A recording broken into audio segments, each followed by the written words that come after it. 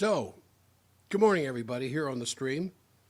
You are listening to the Jack Stockwell, the program here at K-Talk Radio.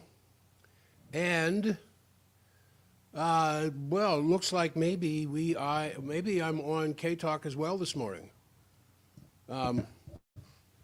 And thanks, Paul. Thanks, Kristen. Thanks, Lowell, for doing the things that you did to get this program up and running again. I've been kind of, for whatever reason, shut down with K-Talk for the last 2 days and could not get my regular program at K-Talk underway. But at least for the time being, it looks like that problem may have been solved. So, breaking health barriers here, I'm Dr. Jack Stockwell. And this show today is going to be pretty much about children because the last 3 children that I have seen in the clinic have all been sick to some degree or another. And it's, I didn't see this 20 years ago, but I see it everywhere now. I mean, have you ever stopped to wonder why our children are getting sicker and sicker and having more serious health issues than children a generation ago, or for that matter, three or 5 generations ago? I've often used the example of Butch, a fellow that I knew in the 5th grade, down at Piney Point Elementary School, down in St. Mary's County in southern Maryland. And Butch had asthma. And Butch ended up missing a lot of the 5th grade because of asthma flare-ups. And he ended up having to repeat. I know they don't do that anymore. They pass you regardless of whether you learned anything in the previous year, but they're going to push you on to the next year anyway. It's all about numbers and money. Of course, it's not about children learning something. It's about numbers and money. Unfortunately, and I hope I don't sound too terribly pessimistic about that, but that's kind of what it's about. Now, but there was nobody else in the classroom that was sick. I remember in kindergarten, I got mumps and measles. I still remember it. And somewhere along the line, I got chickenpox because I have a couple of chickenpox scars on my face. So I got all 3 of the biggies as a child. And then other than an occasional or outbreak with flu or something that I still haven't experienced in a long, long time, I've never been sick. And yet the last 3 children that I have seen in the clinic are sick kids. Now, in an address that he gave in 1956, Dr. Royal Lee, the founder of Standard Process, gave some insight on this phenomena at the time, but now a pandemic. At the National Convention of the National Food Associates in Terre Haute, Indiana, Dr. Lee said, "It is a well-established fact that malnutrition can bring about morphological changes that are transmitted to offspring." Now, morphological just means the body itself. Changes to the body can take place as a result of malnutrition of the parents that they pass on in their genes to their children. And when you look at the history of this country's food quality, and you see the decline, we see more and more nutritional deficiency diseases. There's also been an incredible increase in toxic chemicals. So on February 6th, about 6 weeks ago, the National News Desk posted an article titled, "As America's Kids Get Sicker, Exposure to Unregulated Chemicals is on the Rise." And in this article, Dr. Philip Langren, a pediatrician, has spent the last 50 years investigating the impact of toxic chemicals on children's health. And he said in the last 50 years, which would be 1975, childhood cancer is up 35%, pediatric asthma is up 300%, And today, 1 in 6 kids is affected by some kind of a neurodevelopmental disorder.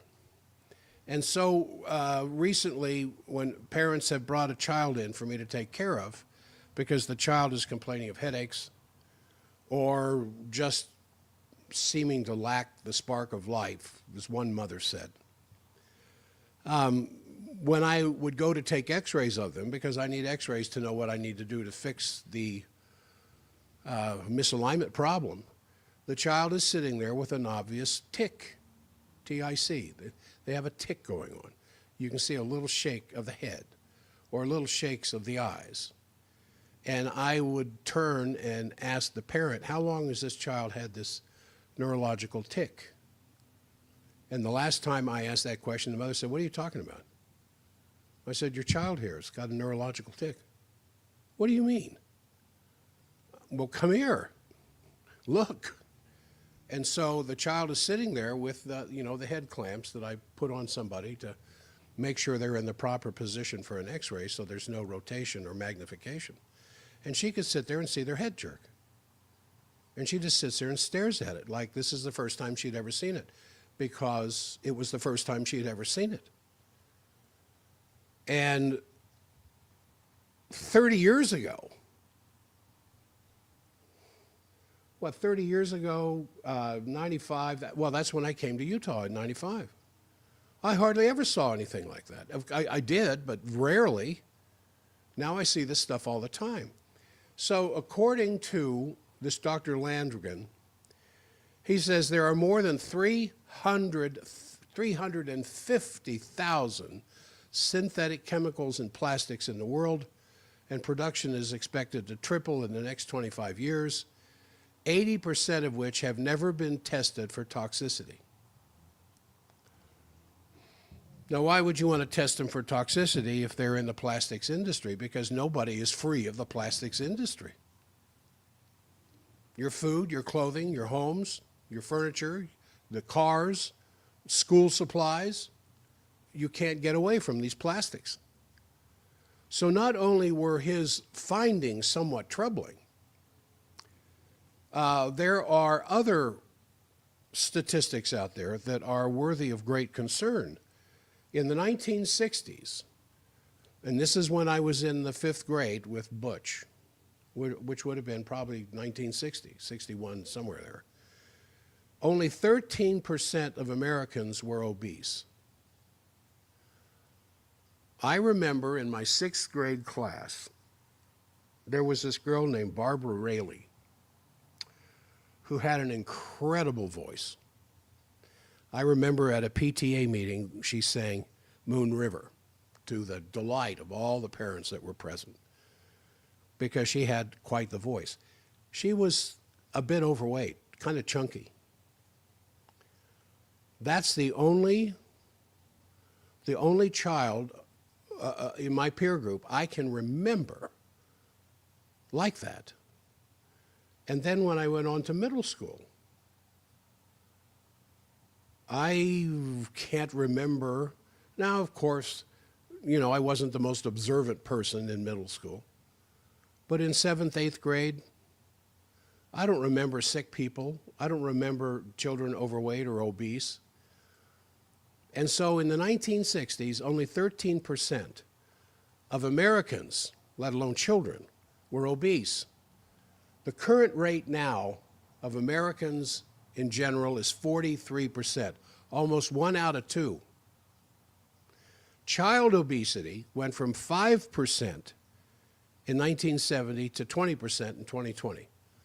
400% increase in 30 years, 50 years. And between 2017 and 2021, anxiety issues, all ages, increased 31%. Between 2017 and 2021, depression has increased 60%. And suicide rates increased 16% from 2008 to 2020. Not to mention, infectious diseases are spreading worldwide, and we're having these new things showing up with alarming frequency. We are in a health crisis. And the thing that concerns me the most about it is that the parents have nobody but themselves to blame for their own condition. Whether they're having heart problems, digestive problems, sleep problems, depressive problems, whatever. But the children are the result of what they're being fed by their parents or their guardians, whatever else, by what they're being fed in school, by what they're being fed in fast food outlets, and they're being poisoned. And I'm beginning to see this with alarming frequency. So Dr. Lee, in his article, Malnutrition and Heredity, a very interesting article from the what he called the unfitting of the unborn section, outlined how the malnutrition of the parents is passed on to the offspring with a little trickle effect of each subsequent generation becoming inherently weaker. And meaning that that genetic changes can begin to show up. Now, he was talking about this back in the 1950s. There are more and more people talking about it today that are of a certain academic or research status, that successive generations can suffer from genetic weakness because of the malnutrition of the parents, so that the eggs in mama or the sperm cells in dad aren't as healthy as they otherwise ought to be simply because of the malnutrition of the parent. And it seems contradictory to some degree that there would be malnutrition issues going on when we're so fat. Well, you have to look a little deeper than that. I mean, when you see somebody that's a good 50, 60, 80 pounds overweight, it's hard to imagine that they're malnourished, but in almost every case they are, which is why they're driven by a hidden hunger to keep eating.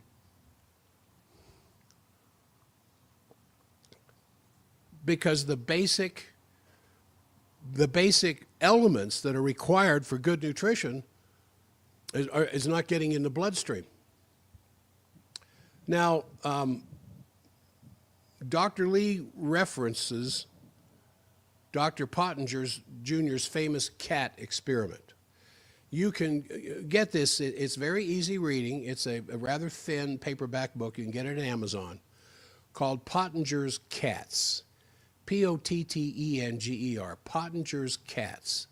Dr. Pottinger was the Dr. Atkins of his day. I've mentioned this on the show before. And he had a clinic in Laguna, down south of LA a little bit. And whenever some of the starlets or the guys started getting a little pudgy, they would be sent by the studio, and this is back in the days when you worked for the studio. Today, that's, actors contract individually through their agents for some appearance in some movie, whatever. But back then, you worked for the studio, and you did what the studio told you to do. And the more famous and the more greater notoriety and whatever else you possessed as a movie celebrity, you would be paid more than whatever. But you still worked for the studio, and the studio had control of you. And when the studio thought you'd put on a little bit too much pudge, they'd send you down to Dr. Pottinger. And Dr. Pottinger's diet for these people simply was the Atkins approach of low carb, high protein, but good protein.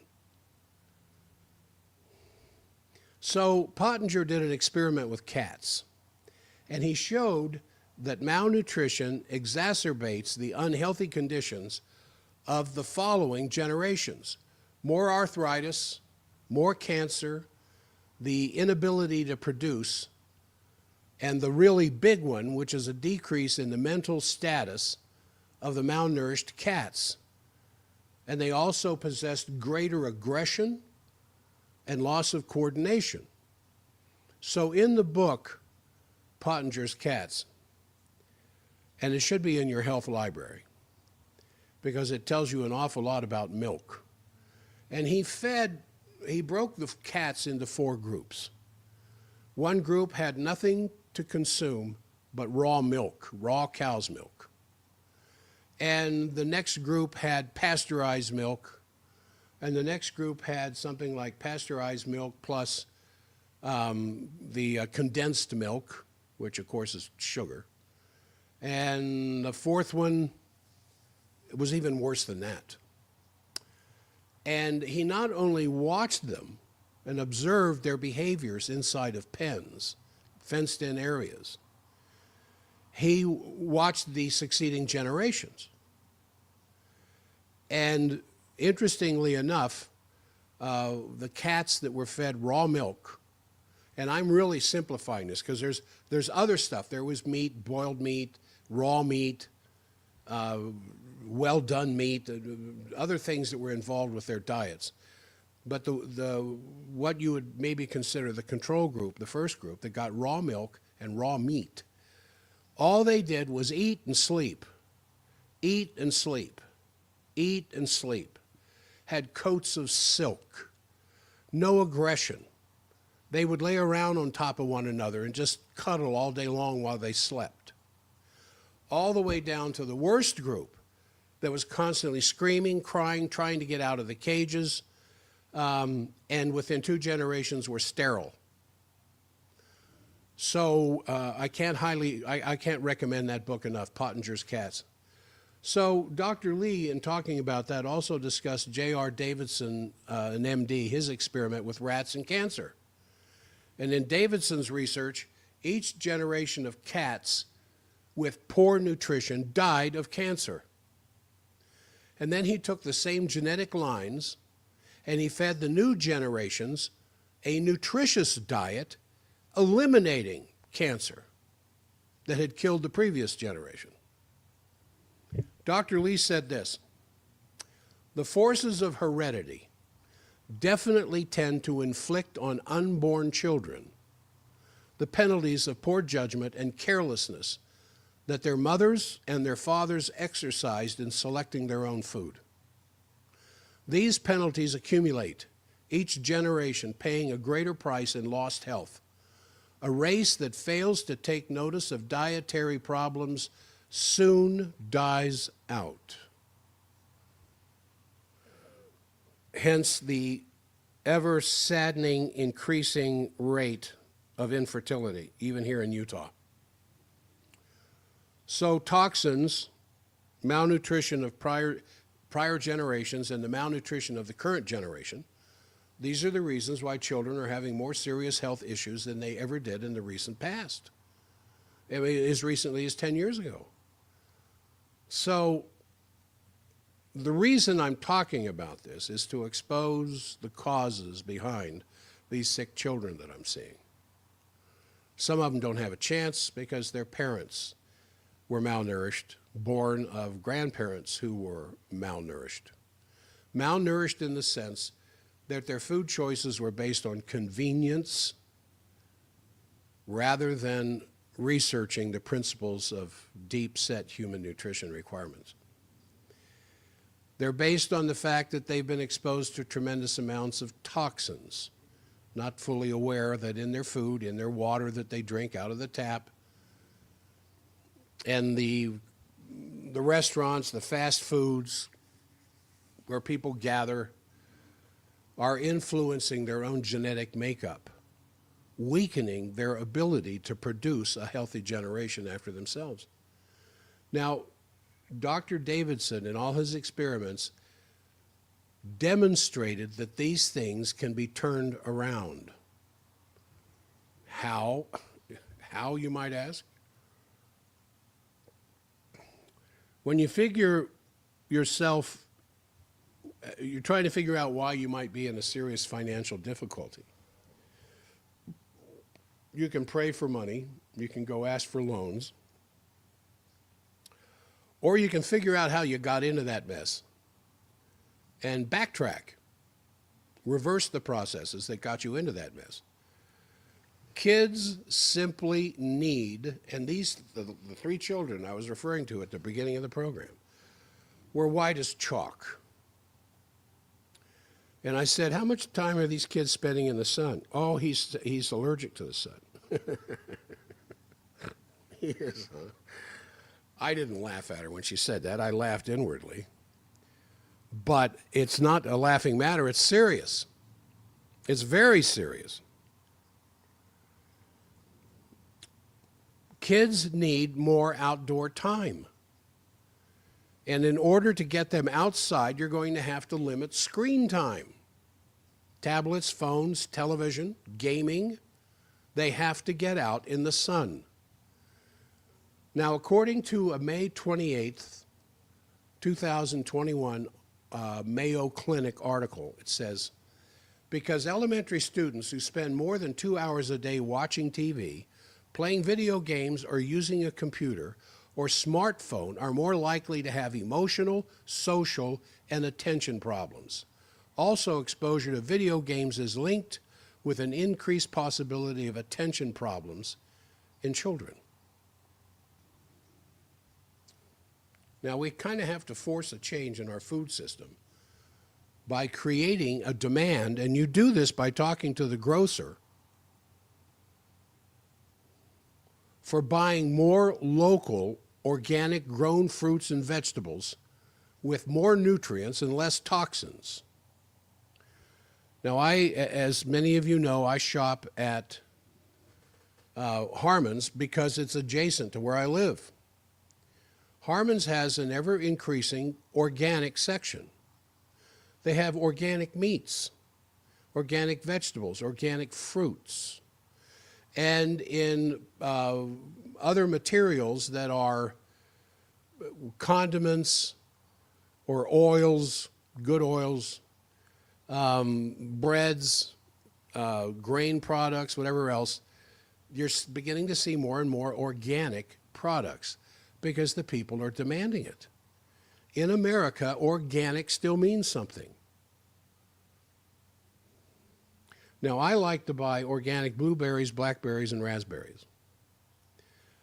Sometimes you can get an American source, but you have to wait till the harvest, which isn't now. So what they have in these stores are organic berries from the other side of the equator because it's their summertime, obviously. They're able to grow these things. But the organic provisions in some of these other countries are not necessarily as strict as they are here in this country. So you kind of have to shop and be careful, but we have to move, our children have to be fed stuff that has more nutrients and less toxins, and in order to do that, you have to have an organic frame of mind. But Dr. Jack, organic stuff costs so much. It costs a little bit more, it doesn't cost that much more. But an interesting thing happens when you feed children organic food. They don't need as much. They don't need as much is because the hypothalamus that's filtering all this stuff going through the bloodstream sits there and says, wow, there's everything I ever wanted. And it shuts down the appetite. And they don't eat as much. Now, I'm talking about utilizing animal proteins from healthy animals that are fed wholesome foods. I have some very dear friends that live down in Boulder. And they come up maybe once a month or so. They have something like 200 chickens. And those chickens produce more eggs than they know what to do with. So they bring us in the office these open, free pastured eggs. And well, what do you feed them in addition to the bugs and everything else that they're eating? And they have a chicken feed that has no corn and it has no soy in it. It's a lot of wheat and a few other grains, but no corn or soy, both of which are genetically modified. The Utah Natural Meats that's out on 5600 West, where I get my raw milk weekly, have a lot of chickens and a lot of eggs. And I ask them, what do you feed these chickens besides the free-range pecking they're doing for bugs and grass and whatever else? And she told me about the food, the chicken feed they have, and they have chicken feed out there for sale that has no corn and no soy. That's the kind of eggs these kids need to be eating. Now, I had 2 fried eggs this morning, 2 eggs fried in butter before I got on the air here, from those eggs from down in Boulder. And they feed their, They feed their chickens something more than just chicken feed without soy or corn. They feed them locust larvae. And that's the first time I ever heard of that. I am telling you, I have never tasted more delicious eggs in my life. That after I've eaten 2 of them, I wish I had made 4 of them. I don't need 4 of them, 2 of them's enough. But they are the most delicious eggs I've ever had. Just lightly fried, over easy, in grass-pastured butter, mind you, with sea salt and organic black pepper. Those 2 eggs will hold me till 1 or 2 o'clock this afternoon because of the nutritious content. That's what these kids need to be eating before they go to school or before they go do whatever they're going to do during the summertime, instead of being fed cereal, which is just junk food. So utilizing animal proteins from healthy animals, such as grass-fed dairy and beef, free-range chickens, as I said, using healthy, non-refined fats and oils, grass-fed butter, tallow, olive oil, sesame seed oil, and eliminate the refined carbohydrates like breakfast cereal, bread, and pasta. As they're Royal Lee Organics. And I get my Standard Process, of course, from Standard Process, but they have a branch called Royal Lee Organics, where you can purchase the Lee Household Flour Mill and organic grains. What difference does it make from one flour mill to the next? What makes the difference is whether or not that mill generates heat when it grinds the wheat. If it's set up in such, the stones are set up in such a way as it creates heat, you're rapidly oxidizing the vitamin E content of your ground up bread. Does that mean you're wasting it? No, you just want to make sure that that ground up wheat that you've made is in bread in the next 48 hours.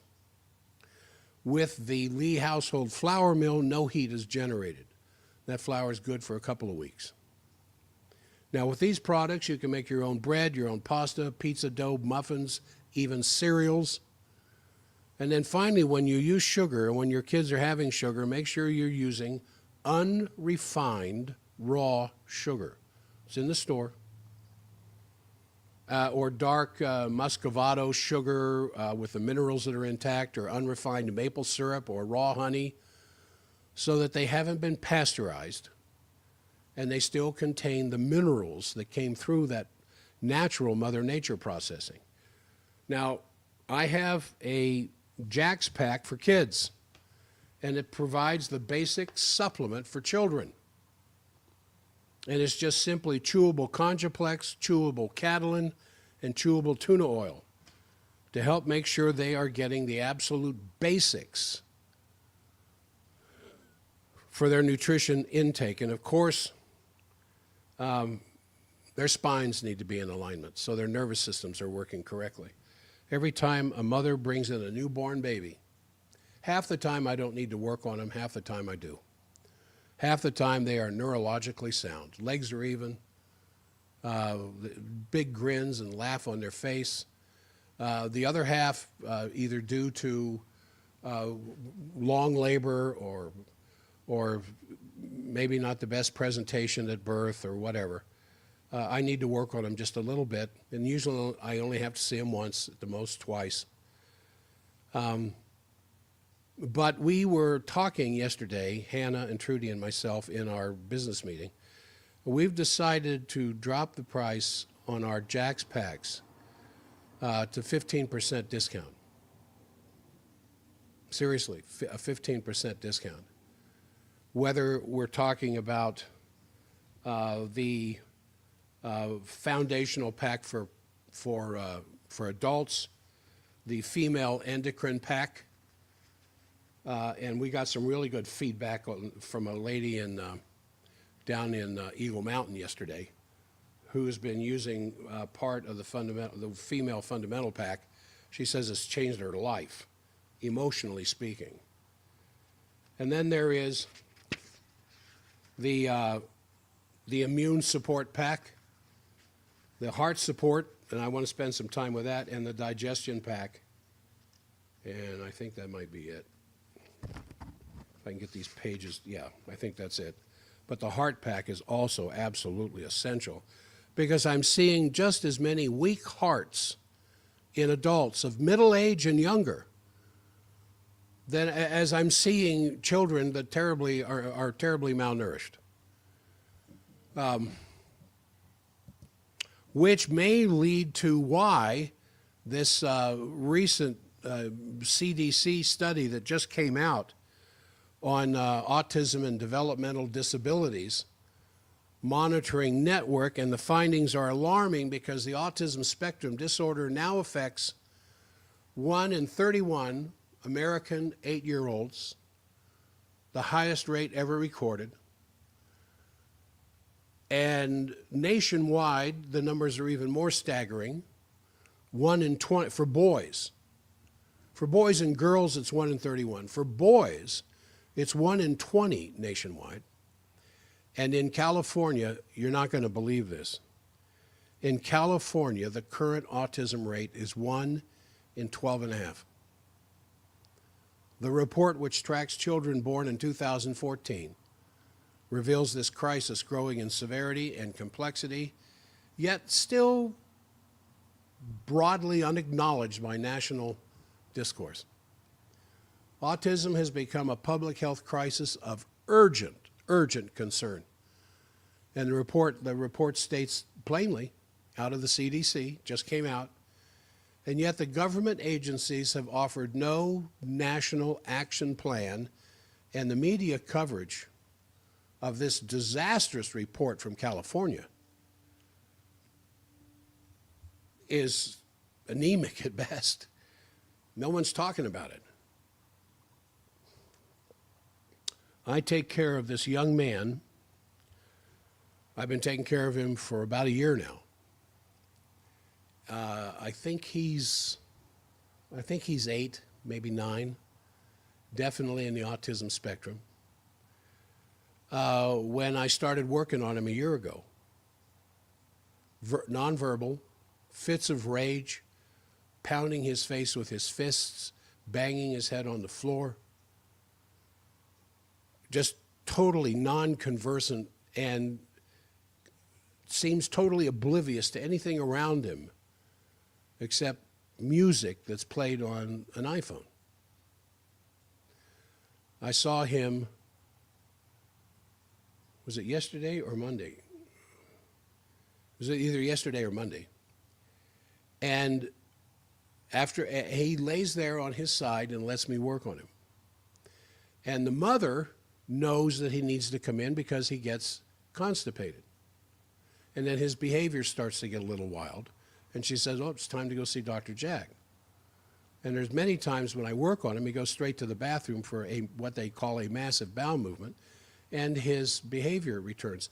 But now after I work on him, his mother says, tell Dr. Jack thank you. And he says, thank you, Dr. Jack. And he wasn't doing that a year ago. Now, why has he improved? Because he had a horrible misalignment that had severe neurological implications for his expression as a human being. But his mother and father have researched the dietary relationship between good, sound nutritional support and the function of a childhood brain. And they got rid of everything that he had been fed up to that point. They didn't question it. If it was a part of his diet before he started seeing us, it had to go. And it's been replaced by whole foods, organic foods. They got rid of all the seed oils. And plenty of sleep, plenty of good drinking water. And I see him about once every 2 weeks. I don't normally see somebody that often, but I see him about every 2 weeks. And yesterday, he did not look anything like he looked a year ago by cleaning up his environment. Now, in just 2 years, according to the CDC report, autism prevalence among 8-year-olds rose 17%, from 1 in 36 to 1 in 31. That's not an anomaly. Since the CDC began tracking autism in children born in 1992, prevalence has increased nearly 500%, which just absolutely throws the theories out the window that somehow we have better diagnosis, or suddenly we're becoming aware of an autistic child where, 20-some, 30-some years ago we weren't. Utter nonsense. So in 2015, California enacted Senate Bill 277, which went into effect July 1st, 2016. This legislation eliminated the state's personal belief exemption for childhood vaccinations, making it only one of 3 U.S. states at the time, alongside Mississippi and West Virginia. It got rid of the exemption for you to say, I really don't want my child to have these vaccinations. The state took over the parenthood of your child. And then California, as I said, became one of 3, also with Mississippi and West Virginia. Do you know which state has the highest rate of autism per capita? It's West Virginia. West Virginia got rid of the personal exemption law. And so now those 3 states are required full compliance with the CDC recommended vaccine schedule to get into school, except in cases of formally approved medical exemption.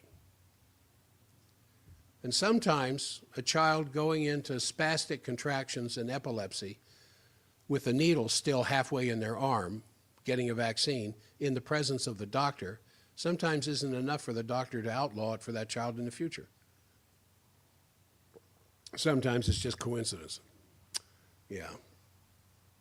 And while the primary intent of Senate Bill 277 in California was to increase vaccination rates and try to reduce outbreaks of communicable diseases like measles, its implementation coincided with a continued and arguably accelerated rise in spectrum disorder in the state of California.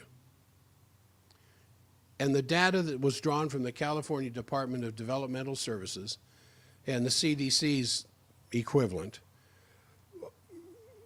offer a very interesting timeline of prevalence rates before and after the law's enactment. In 2014,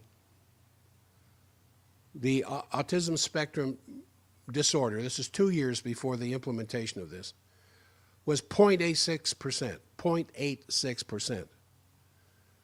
After the implementation, it went up to 1.8%, then a year later, 1.18%, and in 2020, for those born in 2012, which would be 8 years old, the prevalence had gone from 0.86 to 4.5%. Now, between 2014 and 2017, autism spectrum disorder among young children in California went from 0.86 to 1.8, a 37% increase in 3 years. By 2020, according to the CDC and California's regulation surveillance, 4.5% of 8-year-olds in California had an autism diagnosis, the highest prevalence among U.S. monitoring sites. And the percent increase following the implementation of Senate Bill 277 that got rid of the parents' voluntary personal exemption from having their children vaxxed went through an increase of 316.7% increase. And as I said earlier, that totally destroys any argument that suddenly they had better diagnostic means of determining a child in the autism spectrum disorder. Now, it's not fair to say that that rise is completely the result of Senate Bill 277. but it's temporal, what they call the temporal proximity to the policy change, which effectively compelled full vaccine schedule compliance across all demographic groups, raises some very serious questions. And if you've been following Bobby Kennedy Jr. and what he is now getting these health agencies to do, they're initiating a full, no-holds-barred investigation of autism in this country and what's causing it.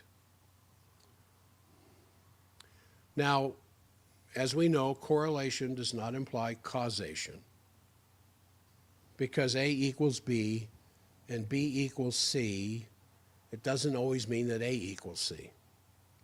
And the magnitude and the timing of California's autism surge post-Senate Bill 277 obviously should compel further investigation, particularly given that Senate Bill 277 opted out options for thousands of previously unvaccinated or selectively vaccinated children. So where did this huge rise in autism come from? There's all these kids that weren't being vaccinated that now have to be, and there were these kids that got some vaccines but not the whole schedule that now have to have the whole schedule or they can't go to school. And the increase is most visible in the 4-year-old cohorts that were tracked down after the law took place. And in California, it's bad enough here in Utah, 1 in 31. In California, autism rate now exceeds 1 in 12 for boys.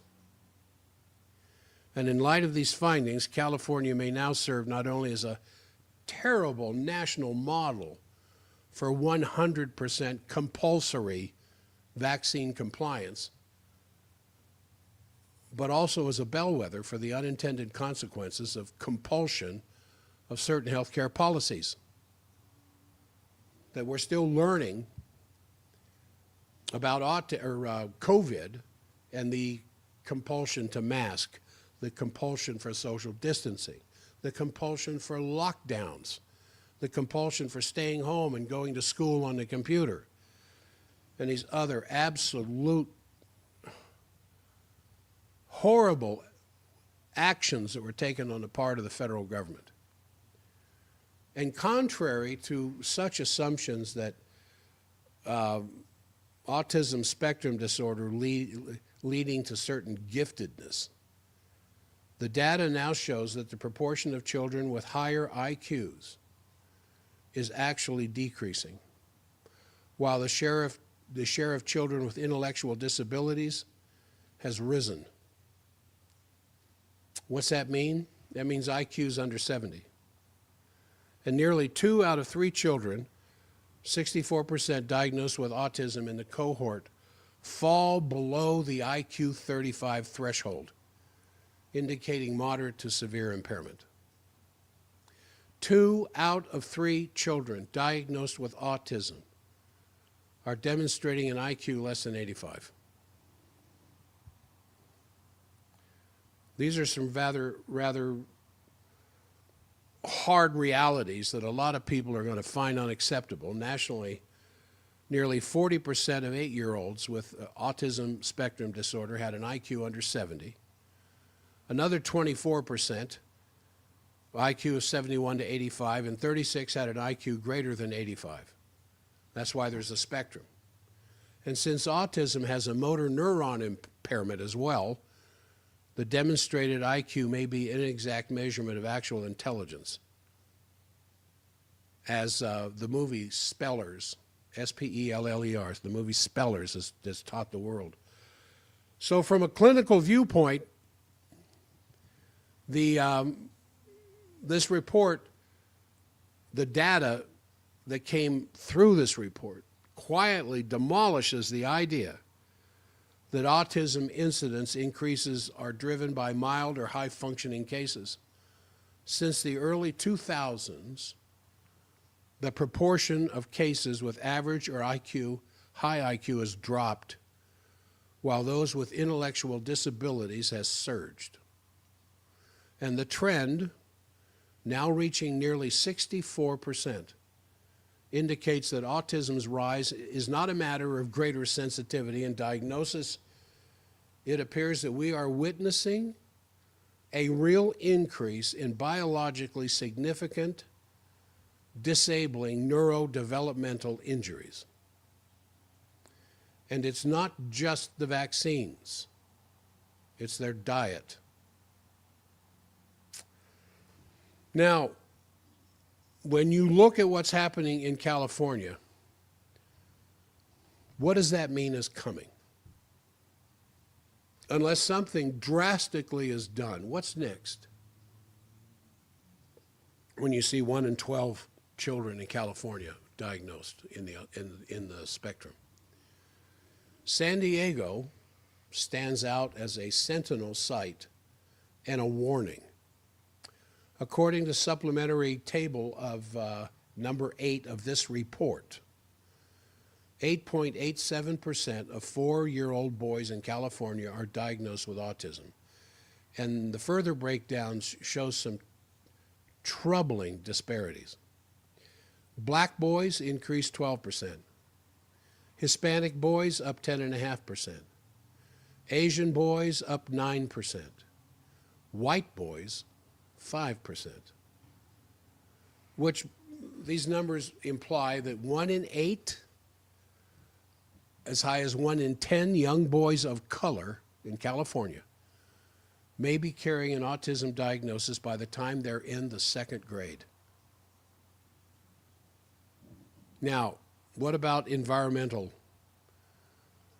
exposures?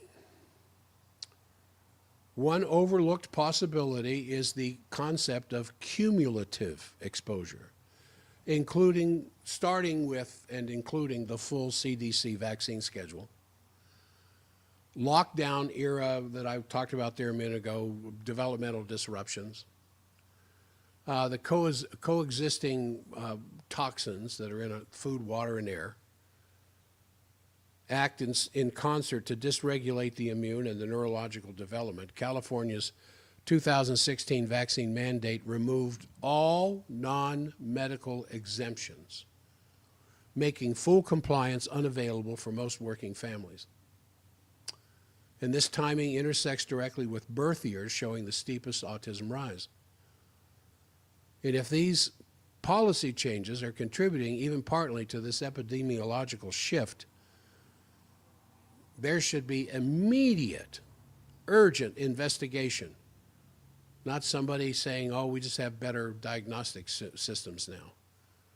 And the demographic disparities further reinforce this environmental hypothesis, because among 4-year-olds, autism rates among children of color now exceed those of white children by as much as 90%, depending on the group and the children. Now, this very strict mandate in California, which bars children from school or daycare without full vaccination, creates this uniquely high exposure environment for children whose families cannot afford alternatives. And these children are more likely to be Black or Hispanic, which underscores the sharp disparities in its prevalence. In San Diego's 2018 birth cohort, over 1 in 10 Black and Hispanic boys have autism by the time they're 4 years old. Now, additionally, with all of the pandemic era lockdowns and the long school closures and extending masking for children, for crying out loud, obviously adds to the disrupting normal development for toddlers and young children during these very important formative years. Now, what about the cost? Because the physical and societal burden of autism is already astronomical before Senate Bill 277 passed. A 2020 economic model projected U.S. autism-related costs could exceed $5.5 trillion by the year 2060, if these trends continue unmitigated. And that estimate didn't anticipate this rapid acceleration that came out in the first data release. Your tax dollars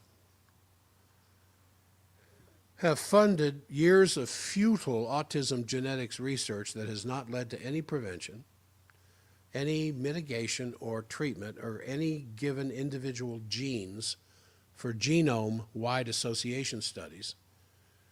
And it still explains only just a sliver of autism spectrum disorder heritability. And so the evidence continues to build around the plausible environmental mechanisms like oxidative stress, mitochondrial dysfunction, aluminum poisoning, without any serious investigation or trying to rule them out. I mean, if the CDC was really tracking causation with the same rigor it's tracking prevalence, we might already have the answers. So, in an April 2025 cabinet meeting, Secretary of Health and Human Services, Robert Kennedy Jr., said this: "By September, we will know what caused the autism epidemic and will be able to eliminate those exposures," which marks the first time in decades that a sitting health official has committed to openly investigating all the plausible causes of autism, including environmental and iatrogenic exposures. Iatrogenic meaning doctor-caused. And you know, autism, is it Autism Today or Autism Speaks? I forget. It's the largest autism group in America. Still refuses to look at vaccines having any cause of autism. They look at everything else, but they will not look at vaccines. Now, if we were to investigate where their funding comes from, that might tell us something. I would think it would. Now, over the past few decades, and I remember when I started my health shows at K-Talk in 1995, I know I would occasionally talk about autism, but it wasn't that big of a deal. Back then, it was 1 in 10,000 cases. 1 in 10,000 children, not cases, 1 in 10,000 children were diagnosed with autism. That's what, 30 years ago. Now, the recent numbers that just came out of California, 1 in 12. Mostly boys of color. And I remember one of the last times, a year ago, 2 years ago, I did a big spiel on autism, and it was 1 in 36. Now it's 1 in 31. And when you look much more closely at the government statistics, as I said earlier, it goes way beyond better diagnostics. Do you know an autistic child? Have you seen an autistic child? Of course you have. Do they seem to appear anything different than a non-autistic child? Of course they do. You think that we missed these because of poor diagnosis? And yet that's what part of the government still wants to say. Now, the attention deficit hyperactivity disorder has risen by 900%, autism by over 2,000%, bipolar disease in youth by 10,000%, celiac disease by 1,000%. And so what has fundamentally changed in our children's health over the past 3 decades? I mean, that's the big question. And so despite these very concerning trends, our culture still continues to elevate science as the ultimate authority on health and reality, often dismissing common sense, just direct empirical observation. What does empirical mean? Empirical simply means that you're learning something from what you observe. Let me give you an example. An empirical experience with hydrogen and oxygen. And we did this in chemistry in high school. You have a container, a closed glass container of pure oxygen, O2, and another glass container next to it of pure hydrogen, H2. Remember, these gases don't occur as an individual atom. They're combined. That's why if you're in a hospital visiting somebody and they've got a cannula in their nose and the tube goes back to the wall in blue that says O2, not just O, but O2. So here you have oxygen and hydrogen in these two glass tubes. Hydrogen burns incredibly fast. Just the Hindenburg dirigible, the blimp. You've seen, everybody by now has seen replays of the burning of the Hindenburg. It didn't explode, it just burned incredibly fast. Oxygen, on the other hand, explodes. Wow. Where I live, about a quarter mile away is a fire station, so we get this all the time. So oxygen will explode, which is why you have to be careful around pure oxygen being released into the atmosphere. Now, what happens when you take, now this was the empirical observation we went through. And I may be talking too long about this, but I want to make a point. Some of the oxygen gas and some of the hydrogen gas was released into another separate container, a third container, so that in this tube was oxygen and hydrogen. One burns extremely rapidly, the other one explodes when exposed to a spark. And inside this tube was two electrical leads separated by maybe 1/8 of an inch, and the teacher's getting ready to, with a battery, charge the system. And he says, what do you expect to have happen here? We have an explosive gas, a rapidly burning gas, and we're going to expose them to fire. What's going to happen? Well, some of the classroom wanted to duck and cover, you know, get underneath the tables and put their hands over their heads. And others, you know, just kind of like opened up, like me, kind of opened up their eyes like, I don't know, but I want to see. So the little spark happens, and there's this little bink, just a little tiny sound, bink. And the inside of the third tube is full of moisture. Nothing exploded. And so I remember sitting there looking at it thinking, wow, that is incredible. That was my empirical experience observing the ignition of a mixed supposed explosion of two very volatile gases. Now, what's that got to do with autism?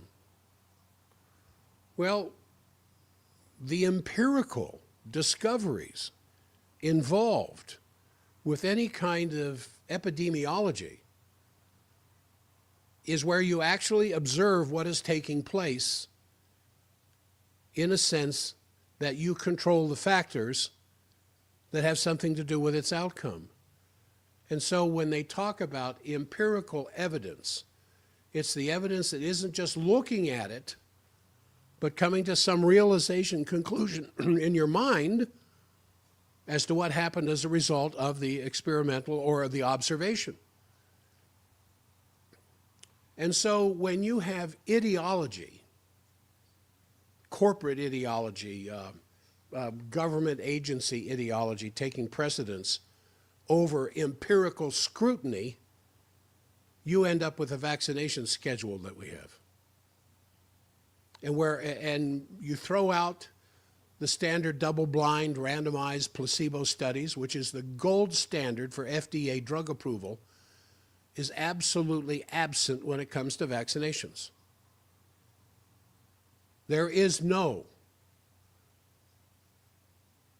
double-blind, randomized, placebo-controlled study for vaccines. They don't exist.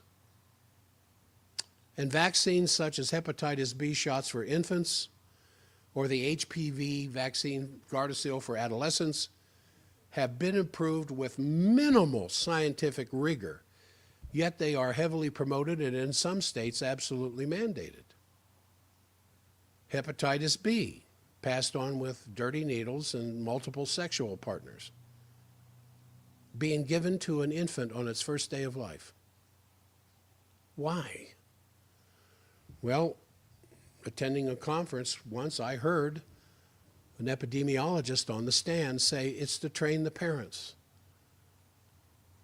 And so the parents are trained. In other words, the parents are psychologically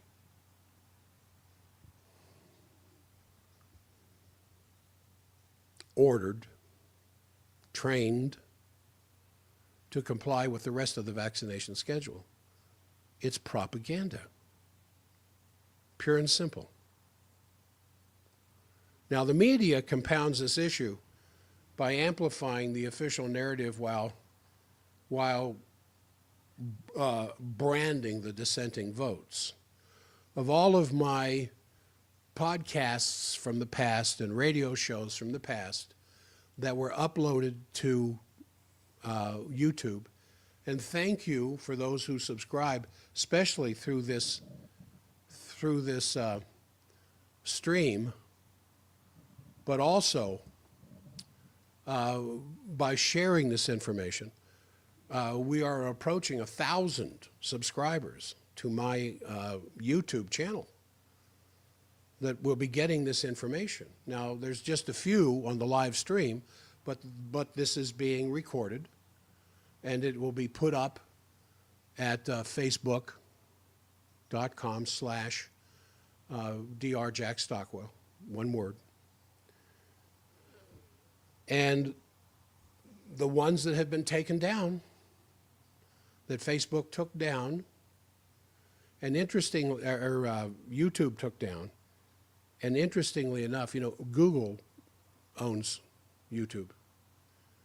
Both Google and Facebook, what's his name with Facebook, have come out saying, "Oh, we're going to lighten the load of critical review, and not be so quick to point fingers or reject or eliminate certain podcasts that don't fulfill community standards." But they still are, even though they said they wouldn't. And so when you have institutions like the CDC and the NIAID that Fauci had and the HHS, which should safeguard public health, are politically captured by private interests. The revolving door concept, not only in the Energy Department or the Treasury Department, where you get former members of the Fed sitting as the Secretary of Treasury, or I don't want to get into all that. I just want to get into the fact that there's a revolving door between who's in head of the NIAID or the NIH or the CDC or the HHS that are former executives of Big Pharma. And their close ties back and forth here have led to the approval of insufficiently tested vaccines. It's led to an ever-increasing pathological behavior observance of normal childhood and the continued delivery of subpar health care, all at the staggering cost of about $5 trillion annually. Now, when I see Bobby Kennedy Jr. taking the food pyramid and turning it upside down, I get excited about that. When I see Bobby Kennedy Jr. Approving the measles vaccine, I'm not excited about that. However, I realize that he is swimming in an ocean of sharks that would just love to rip him to pieces and get him out of that position. But I think he is moving in a direction that will eventually allow our children the freedom to not be exposed to something unproven and the freedom of not being exposed to something known to be dangerous. These people claim that those in charge of our healthcare agencies claim that vaccines, even when given multiple injections on a single day, are safe and do not cause any chronic health problems. It's the same group of corporate outlaws in this state who will say the COVID vaccine prevents the spread of SARS-CoV-2, and they're safe and they're effective.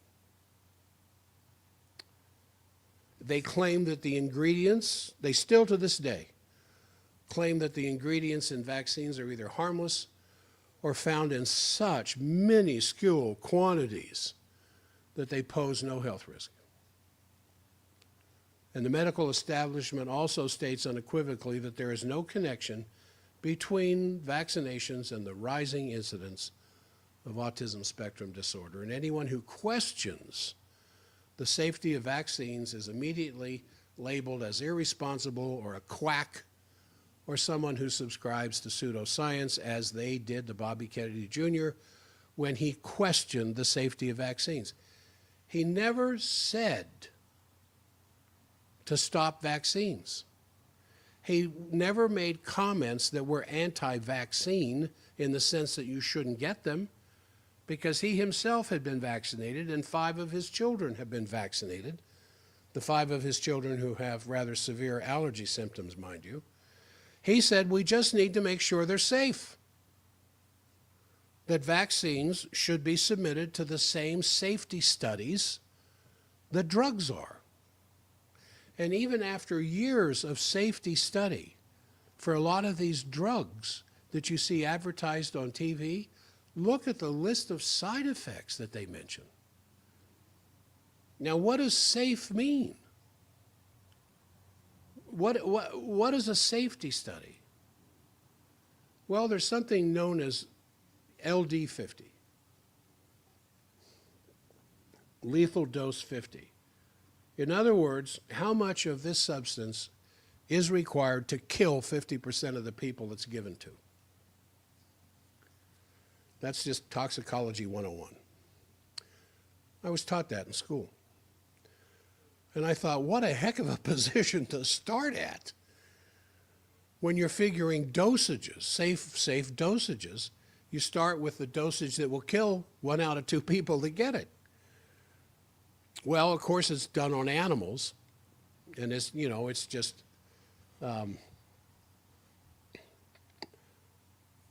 they figure adult dosage based on rat studies, and they back down from that and back down and back down and back down and back down till they get to a point where, to make it safe as it needs to be to pass FDA regulation, takes years and years and years to do this. Not some warp speed thing they did with vaccines. It takes years and years for drugs to get to that point. And they have to decrease the amount of the dosage to where they barely work anyway. So every year, tens of millions of American children are vaccinated according to the vaccine schedule set forth by the CDC. And the current CDC schedule recommends over 27 vaccines by the time a child arrives at the ripe old age of 2, and up to 6 shots at a single visit, the hexavalent. And in good faith, the majority of parents follow their physicians and the CDC's assurances that these vaccines are both safe and effective. And in order to protect the child and national population against disease, to get that herd immunity, they have to follow their recommendations. Now, you'd expect, as I would, medical authorities to assure you that they would never, ever, ever permit our children to be exposed to something unproven and known to be dangerous. And whatever medical interventions are given to our children, including vaccines, we would expect, in all fairness and all honesty, to be so well tested as is possible with the state of art of toxic testing in science today. And the CDC still claims that the vaccines, even when given in multiple injections on one day, are safe and don't cause any chronic health problems. Further, they claim that the ingredients contained in the vaccines are either harmless or found in such minuscule quantities that they pose no health risk. And the medical establishment also states unequivocally that there is no connection between vaccines and the rising incidence of autism spectrum disorder. And anyone who questions that is immediately labeled, as I said, irresponsible or a quack or someone who subscribes to pseudoscience. And when you point a finger at somebody, regardless of the level of their education or how much research they've done personally, or their experience of years and years and years of patient care, if they don't go with the standard story, they practice pseudoscience. And given that vaccines are mandatory for most children in public schools, it would seem reasonable that they should be scientifically proven to be safe. However, when you look a little deeper into the whole thing, these claims about vaccine safety are based upon a gold standard of clinical research. No, they're not. There is no long gold standard of clinical research. There are no long-term double-blind placebo-controlled studies. And what is glaringly absent is research, not just on whether this vaccine causes this or that, but the effect of cumulative vaccines. Because we have been told, oh, don't worry, the stuff is in the body only for a few days and then it's gone, just enough to trigger the antibody response so that the vaccine can do its job in producing antibodies for measles, polio, hepatitis B, whatever. There are no studies to prove that that's true. In fact, there are studies now with the COVID vaccine out of Japan that within minutes, that vaccine is throughout the body and it has a prevalence for certain organs where it hangs around and years later, the substance is still found in the ovary or the kidney or the liver. Never has there been a concise epidemiological study published that compares long-term health outcomes to a group of infants and children given the recommended CDC immunization schedule and a cohort of unvaccinated children. None, there are none, it doesn't exist. I have talked about my experience debating Dr. Paul Offit on national radio some, 15 years ago or longer over that very subject. It was on the Doug Steffens show. I had no warning ahead of time.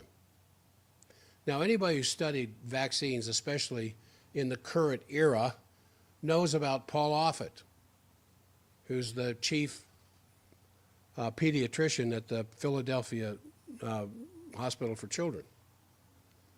He has produced 14 vaccines for which he gets a royalty. And so when I'm hooking up on my phone system to be on the Doug Steffens show that morning, he says, I've got a debate for you this morning. I thought it was going to be with Dr. Ken talking about high blood pressure or something. He says, no, it's Dr. Paul Offit. Jeez. Just to show my level of insecurity, my heart shot up my neck into my throat, blocking my tongue from being able to say anything. I am going to debate Dr. Vaccine on national radio.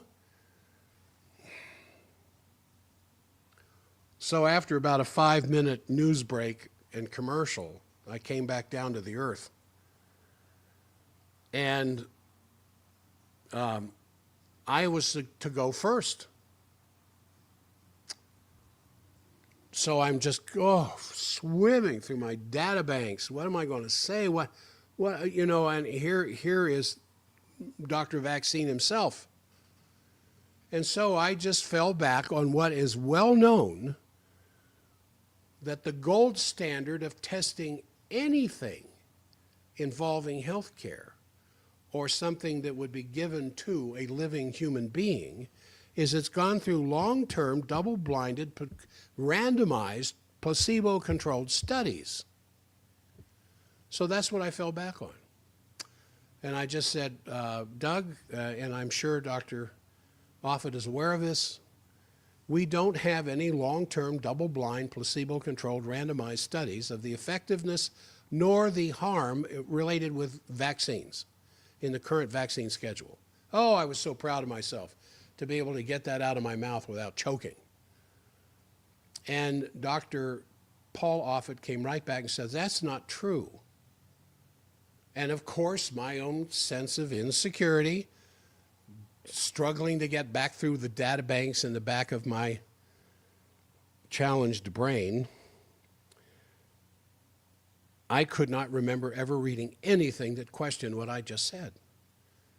And he said, we have long-term studies. I said, well, Dr. Offit, please bring me up to date because I'm obviously ignorant of that. And I was serious when I was trying to be respectful, although I knew there had to be something wrong with this.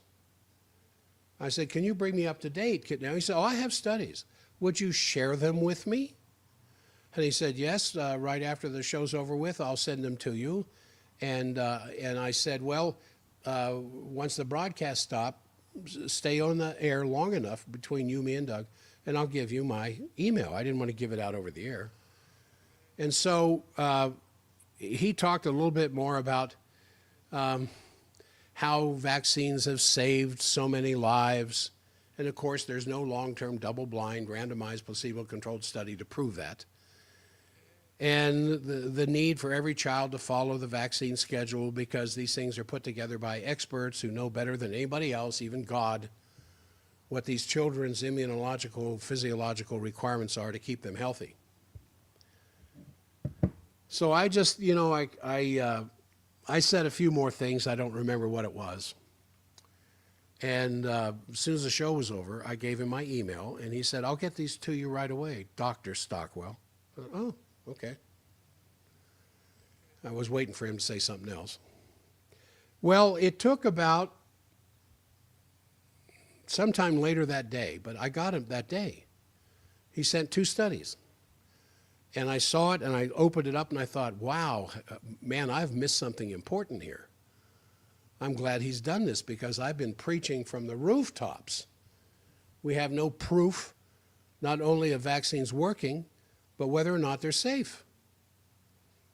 So he sent one study, which is a study he did with 14 children admitted into the Children's Hospital in Philadelphia for various reasons, of a vaccine he tested on these 14 kids.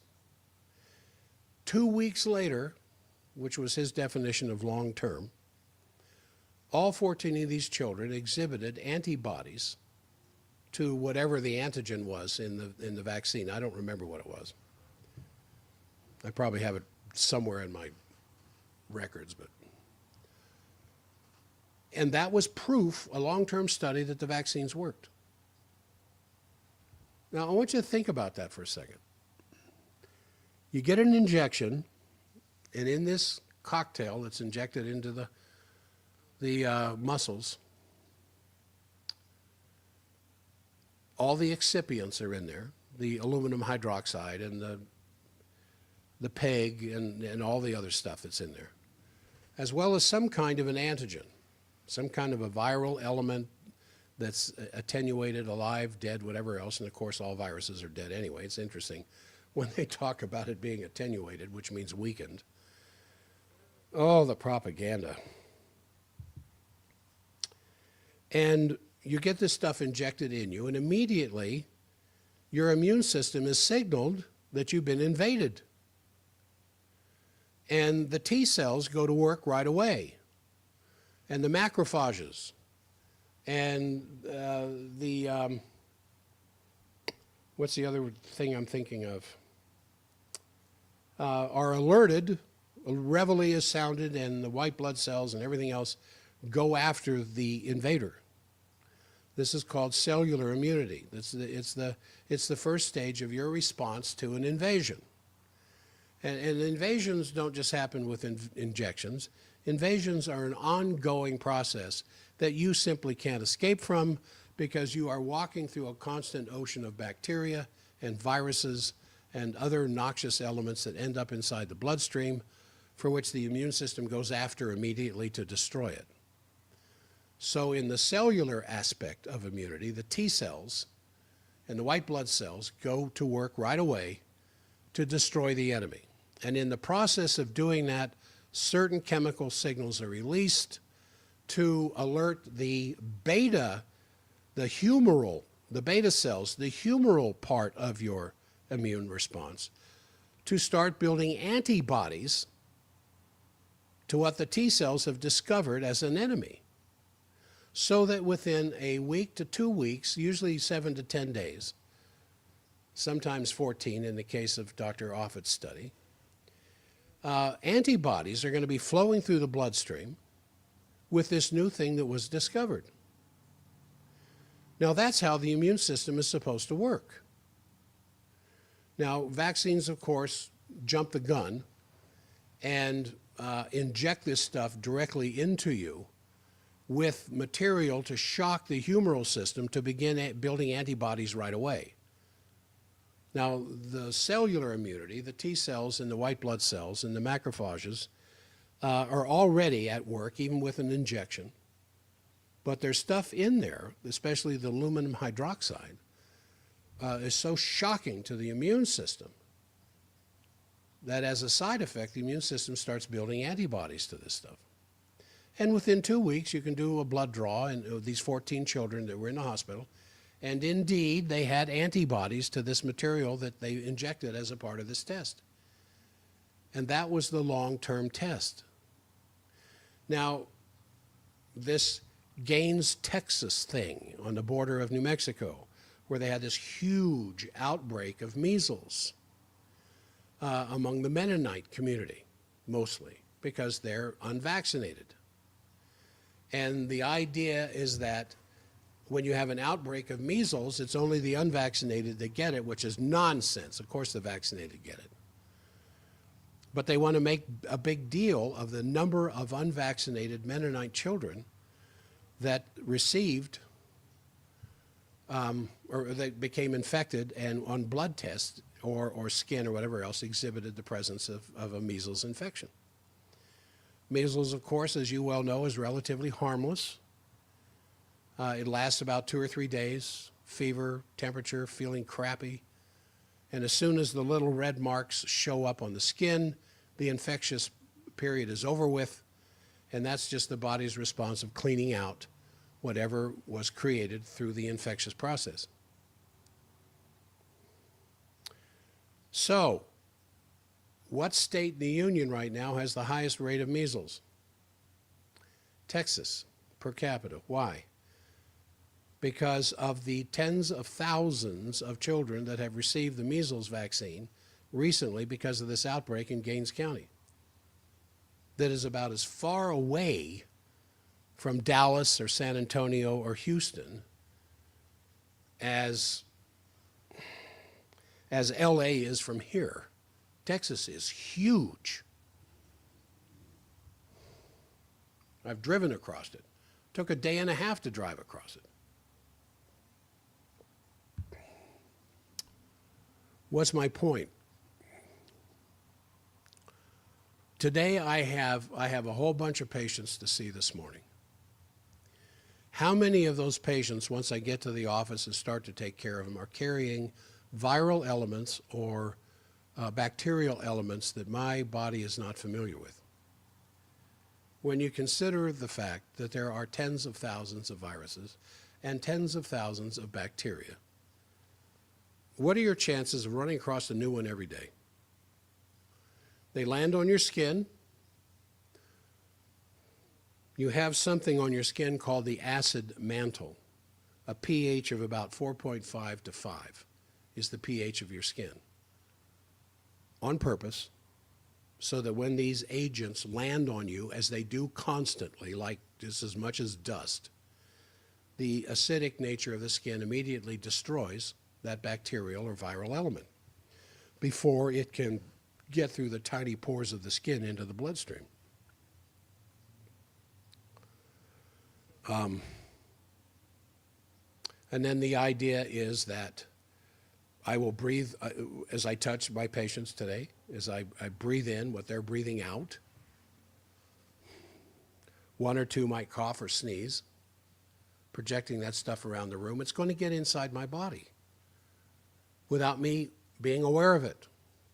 I'm going to breathe it in, or it's going to go in through the whites of the eyes or whatever else. And my immune system is going to go after it immediately. And I have a very good immune system. Today's April 16th. In another 2 weeks, I will officially be 74 and a half years old. And I hardly ever get sick. I attribute a lot of that to how much raw milk I drink. I still am eating some processed and overly processed things, but I'm cutting back more and more all the time. I mean, I'm just like anybody else. But I also take the immune pack. I take the stuff that's in the immune pack. I should take a picture of what's sitting on my kitchen counter right now, what I take every morning. There's got to be between 30 and 40 bottles over there of concentrated substances, food-derived, to build and strengthen my immune system. A lot of it is for the heart, which is the first thing I take every morning. That's also in the Heart Jacks pack, the heart support, to make sure my heart keeps beating. Because since November of last year, 5 months ago, I think it works out to be, I've lost 3 good friends to heart attacks, all younger than me. That's a story for another show. What is important is the constant parade of people who come into the clinic that we do a heart sound recorder on, and they have weak hearts. I wish we had a system to determine the strength of your immune system. Now, there is a test, the phagocytic test. Phagocytes, like macrophage is a phagocyte. Phagocytes, cyte meaning cell, phago meaning eat. They're like the Pac-Man of the body. They're just chomp, chomp, chomp, chomp, chomp, going throughout the bloodstream, throughout the lymph, throughout the tissues, looking for stuff that doesn't belong and eat it up and then get rid of it. And there's a test called the phagocytic test that they do in a hospital. And what they do, and this will test your T cell immunity, the strength of the first round of immunity that we have in our bodies when exposed to some antigen.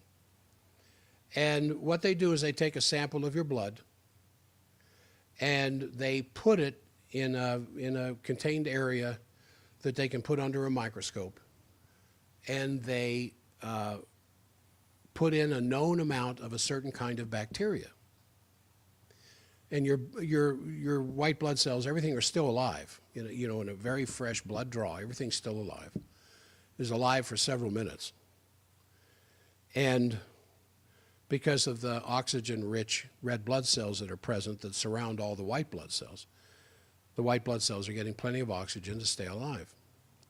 And so what they do is they look at certain parts of the white blood cells, the natural killer cells, the neutrophils, which is of all your white blood cells, more than 50% of them are neutrophils. And they look at the different white blood cells, how they react to the presence of this bacteria.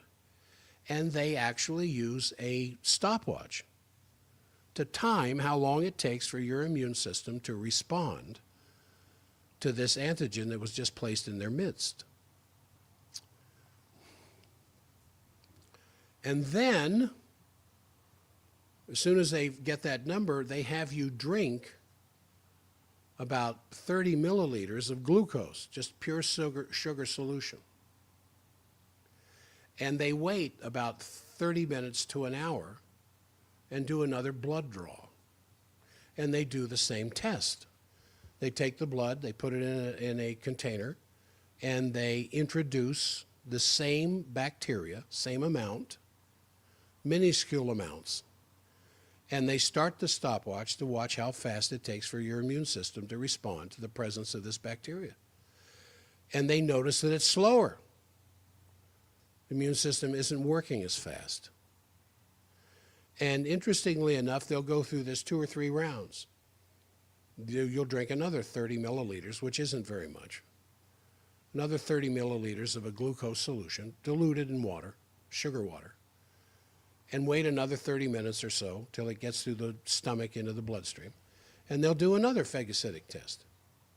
And interestingly enough, by the time you have somewhere around 100 to 120 milliliters of sugar, when they put the bacteria in the midst of the white blood cells do nothing. They just sit there. While the bacteria exhibits life, which it will for a little bit before it dies.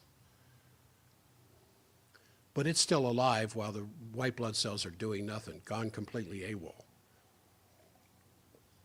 Well, that's a story for sugar. But the same thing happens to some degree with the excipients that are present in the vaccines. They paralyze, they immobilize parts of the immune system. And there is growing research that shows that thereafter, the immune system responds differently than it did before, which is where you hear about immune dysregulation taking place as a result of continued use of vaccines. And then someone suggests the A word, autoimmunity. And we don't know for sure, but it sure seems like it.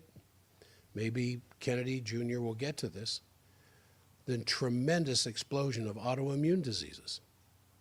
Is there a relationship between that and vaccines? I personally think so, but I can't prove it because we don't have any research really to substantiate that. Is the possibility of lupus, multiple autoimmune problems, the result of consuming too much ultra-processed foods? We don't know. We don't have any research. That's where a lot of the NIH money should be going to. And that's what Kennedy says he's going to do something about that. And so, meanwhile, year after year, generation after generation, American parents are bringing their children in for regular vaccinations while mistaking pure propaganda as scientific proof. I want to tell you another story, and I've told this story before, but I don't think recently. I told this to a patient the other day. In the March 13th, I think, edition of the New York Times Sunday magazine, and I believe it's 2003, where I have the notes on that. It's at the office. But, what's her name? Sanders, Dr. Sanders, appears on New York news stations from time to time as a medical expert. And she wrote this article that was published in the New York Times Sunday magazine, the insert that's in the Sunday newspaper. And the title of it is, One Half of What Doctors Know is Wrong. That's the title of the article. So when you read the article, she talks about when she got started in med school, and I think it's at NYU. And when she got started, they went through the white coat ceremony, where you put on your white coat and you're brought into the brotherhood, the sisterhood of healing from a medical point of view. And, certain oaths and things like that. And the dean of the medical school is addressing them during the white coat ceremony. And he says to them, doctors, one half of what you are about to learn is not true. Unfortunately, we don't know which half. Oh, man. Looks like my pretty face isn't on the picture here at the stream. Unfortunately, we don't know which half. And so she said that was kind of shocking for them to figure out, and they kind of laughed and just brushed it off as part of medical humor. But she said she went on through the rest of medical school, and it became very apparent that that was the case. They don't know which half. They have a bunch of theories, just like we have theories about vaccinations. And we have a tendency, we all, as human beings, whether we're talking about the social order, the political order, the financial order of life, we have a tendency to take our own propaganda as proof. You'll find that, I think, in a lot of statements that go back and forth between the Republicans and the Democrats, shouting back and forth at each other. They have a tendency to begin to believe their own propaganda after a while, and then they use their propaganda as proof. That exists in the healthcare world, not just the medical, but the alternative healthcare world as well. There's an awful lot of concepts in the alternative healthcare world that are just as wacky as some of the medical concepts. Now, all humans possess this unique biochemistry that makes us more or less susceptible to various types of toxins, whereas one child may be left with a compromised immune system after being exposed to an environmental toxin, while another child may experience learning systems, or learning problems, or mild brain defects. And vaccine safety is not proved by stating the obvious, that not every child afflicted by conditions such as autoimmune diseases, autism, food, allergies, encephalitis, type 1 diabetes, Crohn's. It's critical that environmental toxins be thoroughly investigated in childhood health to better understand their pathology.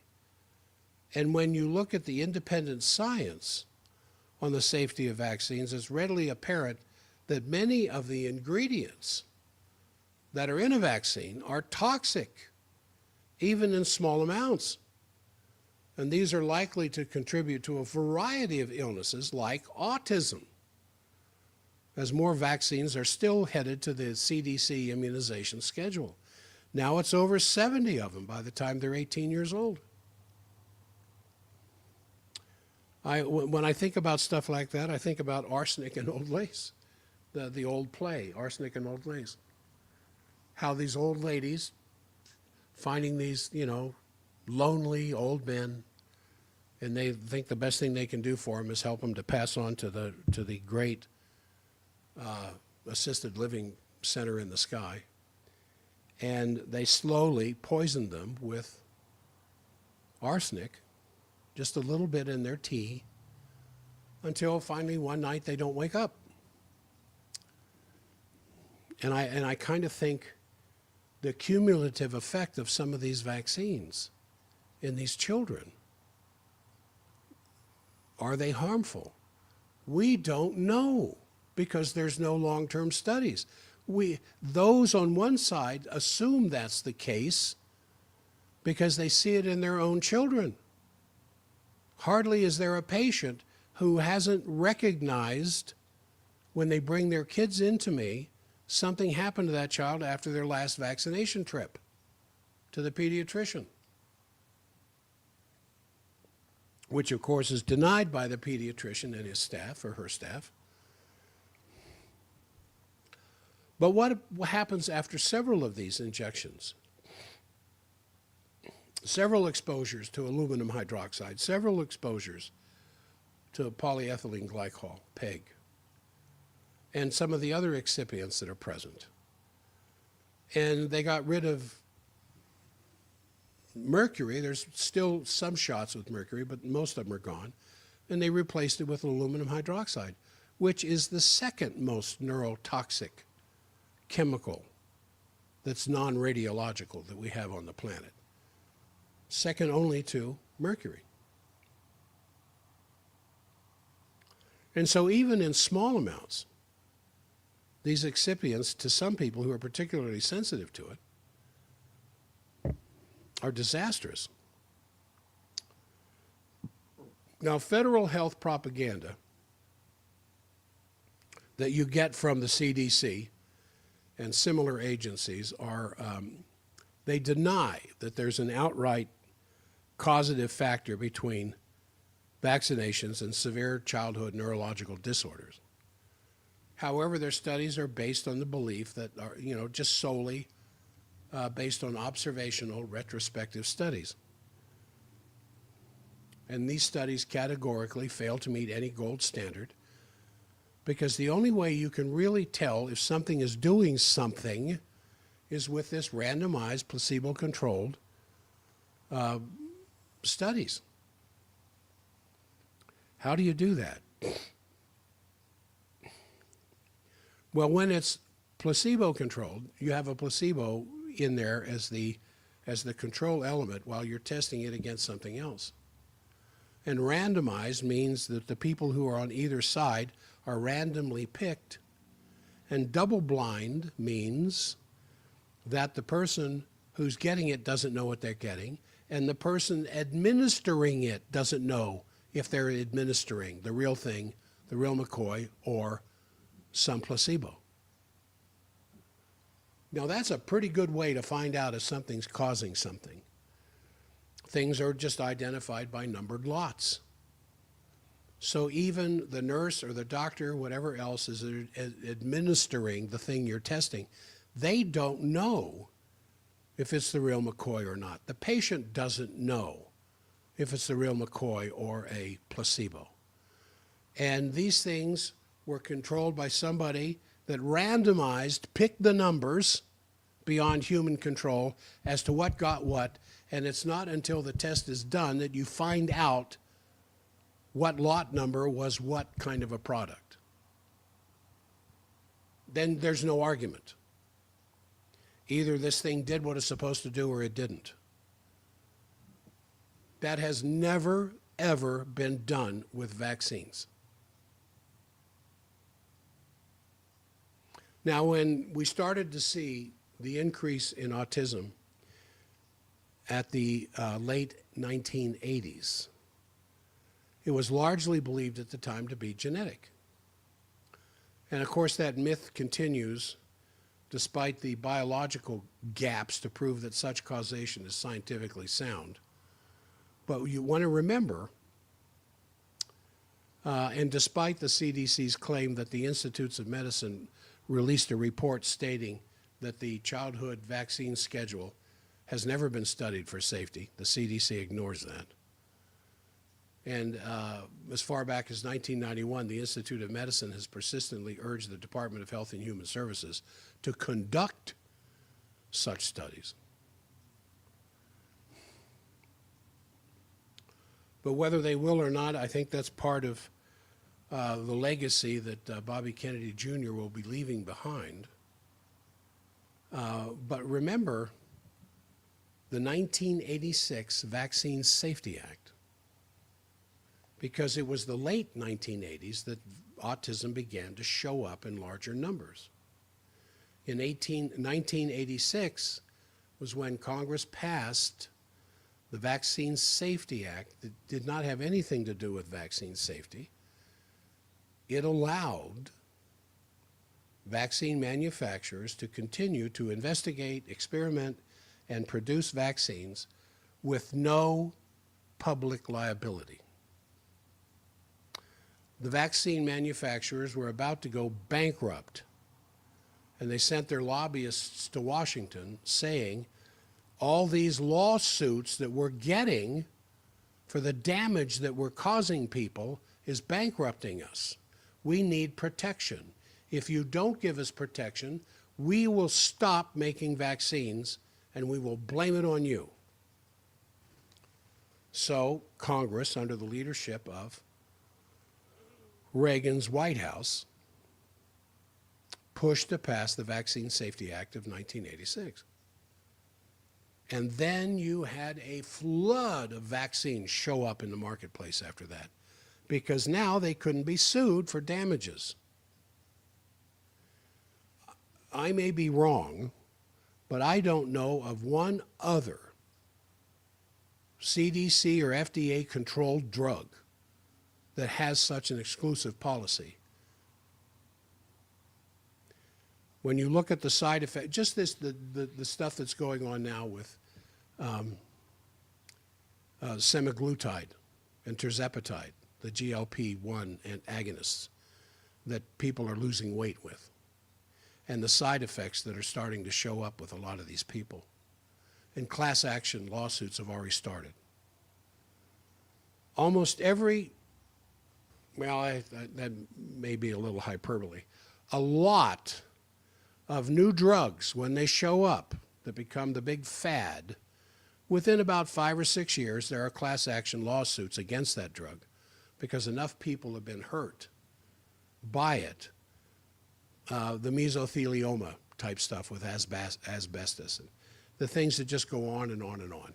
And there's class action HPV vaccine damage lawsuits and a bunch of other things that go back before 1986.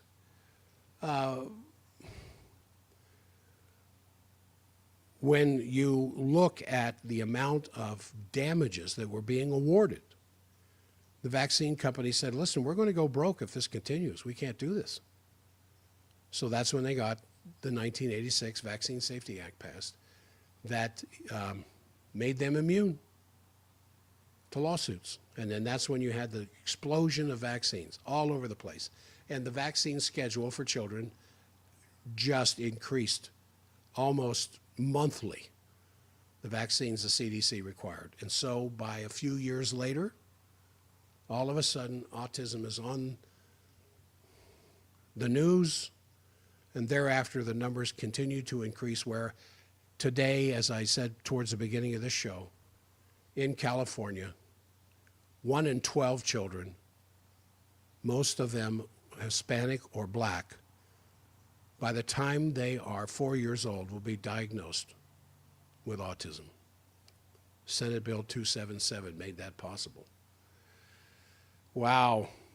And I also talked in the first hour about a young man from Utah Valley I take care of, who, according to the parents, was vaccine damaged. And, but through dietary changes, and they attribute the work that I do, he's up walking around and isn't completely verbal, but he will repeat what he's told to say, which he could not do a year ago. He looks like any other child.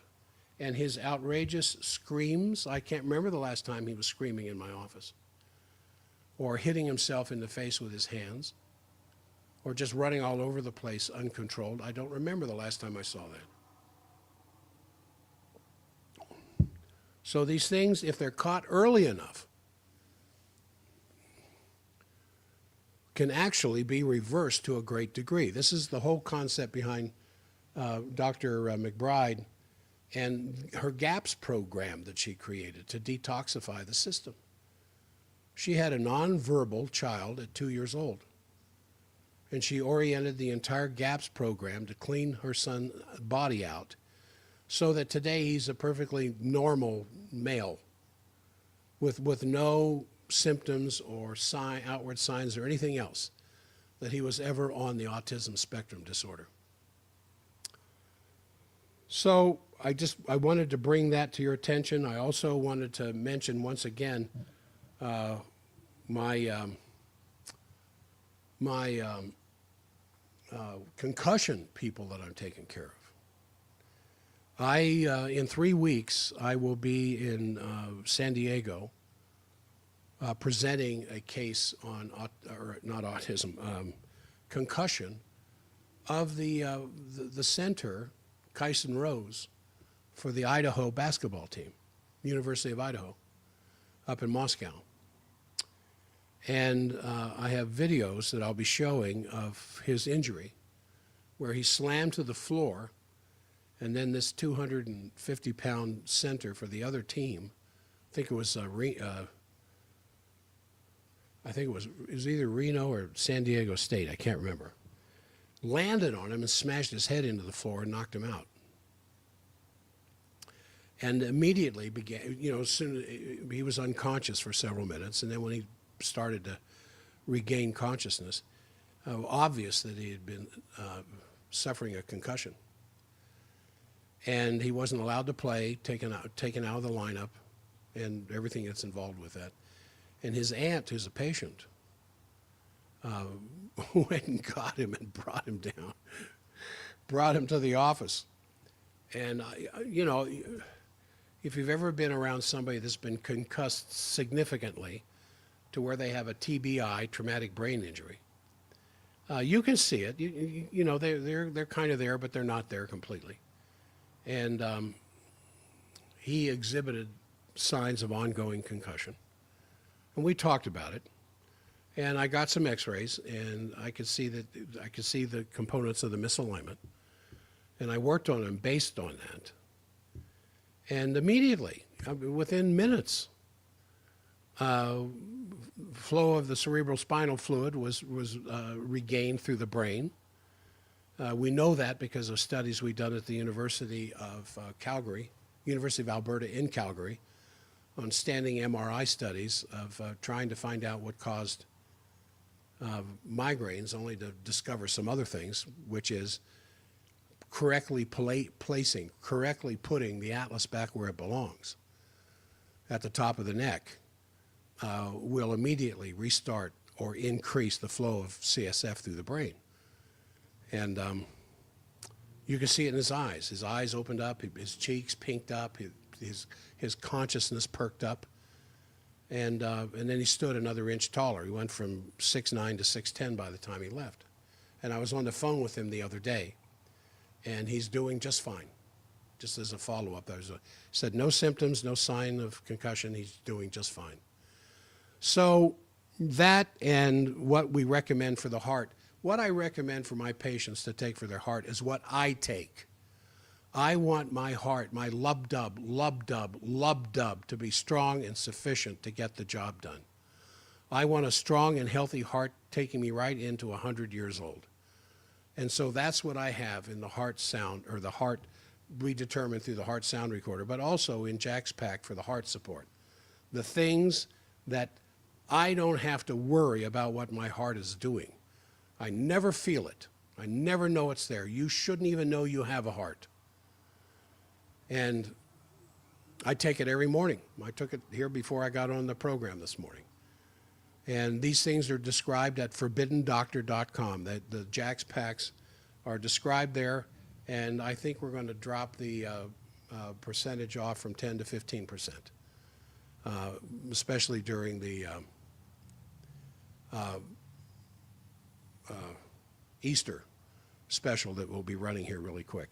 Well, that's going to do it for today.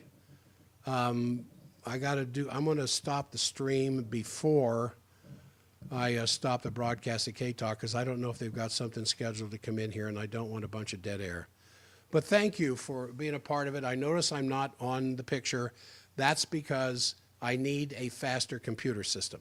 The computer system I have is old, and Stream takes up a lot of bandwidth, and I'll try to get that fixed. But thank you for being a part of the program. This will be up at ForbiddenDoctor.com under education, under radio shows, I think, or podcast or stream, whatever, probably before the weekend. Thank you for your attention, and I will be back with you guys on Monday.